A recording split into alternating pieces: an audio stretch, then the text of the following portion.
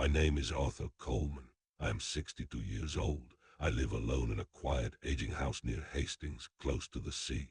My wife passed away 9 years ago, and since then, the house has felt larger and colder every year. I have only one child, my daughter Emily. She moved to Australia many years ago. Now she lives there with her husband and their children. She has a good life, a stable job, a comfortable home, and smiles in the photos she sometimes sends. I am proud of her, but pride doesn't fill an empty chair. Every morning I wake up early, make my own tea, clean rooms no one else uses, and pass the day slowly. Evenings are the hardest. The silence grows loud. Emily doesn't call often. Sometimes she sends money. Sometimes she says, "Dad, I'll visit soon." But years pass and she doesn't come. Still I wait. I love her deeply. I keep her childhood photos in a drawer beside my bed and look at them almost every night. One afternoon someone knocked on my door. When I opened it, my heart nearly stopped. It was Emily. For a moment I couldn't speak. "Emily, you really came," I whispered. She smiled, looking confident and warm, and hugged me tightly. Tears filled my eyes. Inside I made tea, just like I used to when she was young. We talked for hours. I asked about her husband, about the children. She said they were all well. Then I asked why she had come. She said, "Dad, I worry about you. You're alone here. I want to take you with me to Australia." I stayed quiet. She looked at me seriously and said, "You're getting older. This house isn't safe anymore. You'll be happier with us." I told her softly that this was my home, where I was married, where her mother lived, where every wall carried a memory. She shook her head and said, "You don't need this house anymore. In Australia, you'll have your own room. You'll see your grandchildren every day." That night, I couldn't sleep.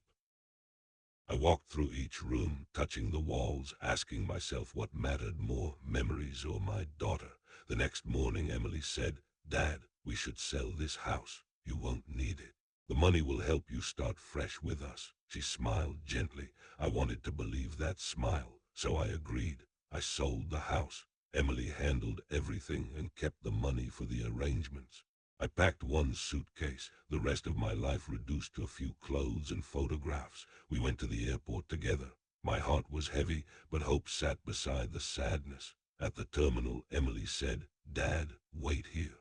I'll get a wheelchair for you. The walk is long. I'll be back in 5 minutes." I nodded and sat down. 10 minutes passed, then 20, then 30. My eyes searched every face. 45 minutes passed, and fear began to crawl into my chest.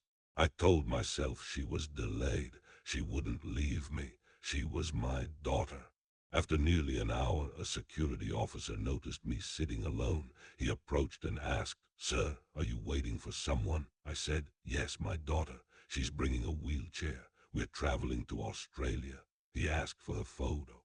I showed him Emily's picture and my ticket. He nodded and said he would check. When he returned, his face had changed. He sat beside me and spoke gently. "Sir, I'm sorry. Your daughter boarded the flight alone.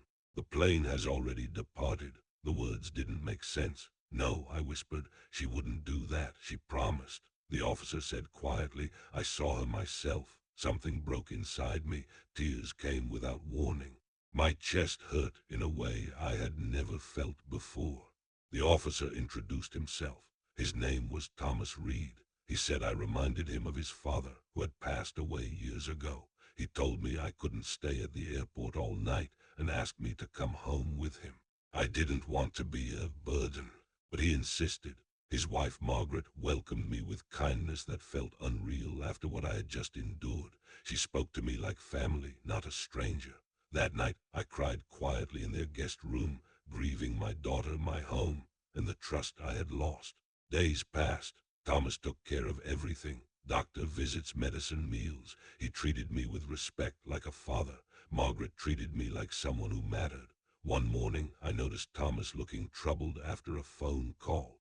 I asked if something was wrong. He smiled and said everything was fine, but his eyes told a different story. What I didn't know was that the plane Emily had taken had crashed. There were no survivors. Thomas chose not to tell me. He knew that despite everything, I still loved my daughter. I still prayed for her every night. Time moved on. Their house became my home. Their kindness healed parts of me I thought were gone forever. One day, Thomas asked if I ever wanted to go back to my old house. I looked at him and said, "That house is gone, but I found a home here." Emily was gone, but life had given me something unexpected. A family built on compassion, not blood, and for that I remain grateful. If this story meant something to you, please like the video and subscribe.